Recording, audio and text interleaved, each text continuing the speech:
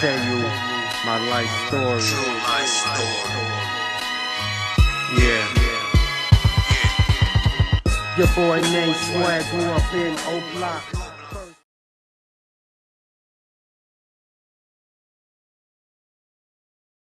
What's up? This your boy Swag 9 Meals. Right now I'm here with Smiles. What's going on? Who the fuck?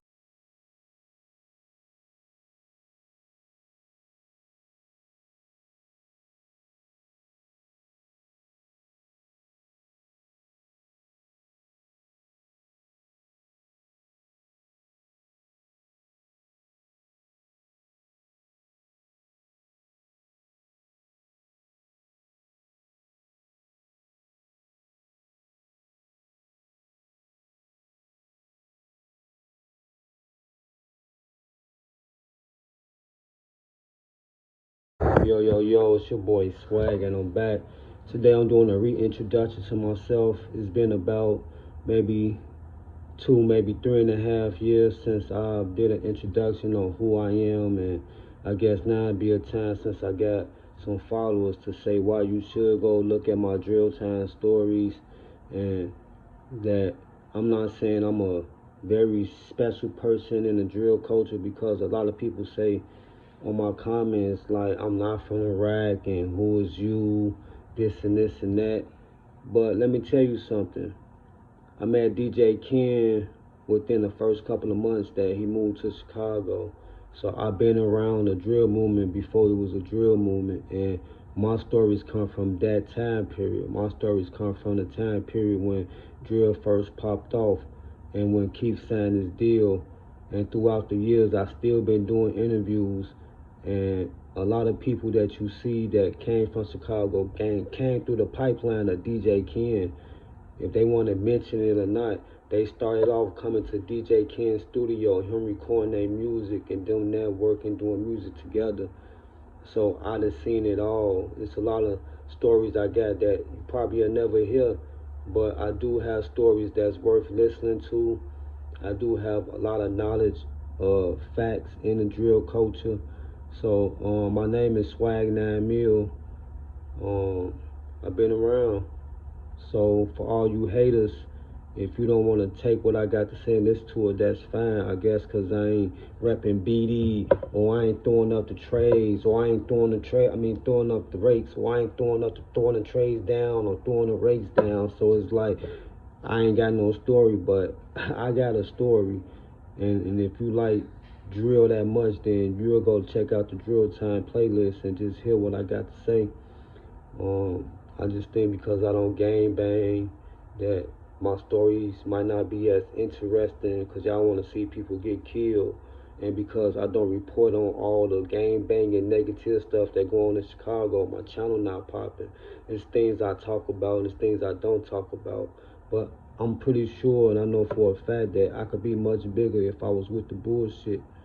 Not to toot my own horn, turn out to 16 visuals, but right after Zach died, all the interviews of people that was coming up at the time was coming through Shabir Tyson, and I was the interviewer. A lot of people were saying I was next up.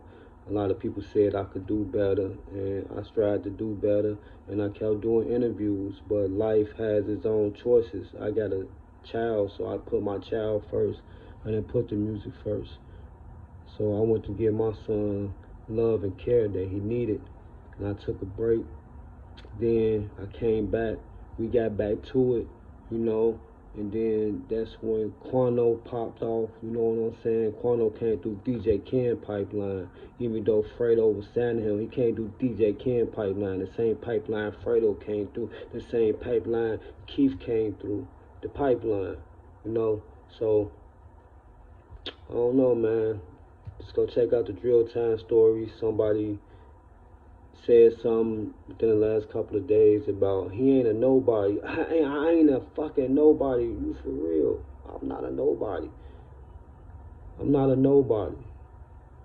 But within this YouTube and me just doing my interviews or whatever, I'm Swag 9 Mil. That's who I am. 9. So with that being said, go check out your boy playlist. and what I got to say, man. And I even I did a creative playlist about the drill time, Chief Keef, the god of drill. I thought that was an interesting thing. So I didn't start off doing news clips. I started off telling my life story. And after telling my life story, I started telling facts about the come up of Chief Keef and his story. Then I started talking about events, how the drill led up, and people that I met. I talked about like Duty Low. Duty Low came through DJ Ken pipeline. You know what I'm saying? Duty Low, yeah, he knew Wookadoo and he was fucking with Lil Durk, but who you think did something with him first to even get him into the drill scene, to put him in it? DJ Ken. But that's something y'all wouldn't know. But I told my story. It's in the playlist.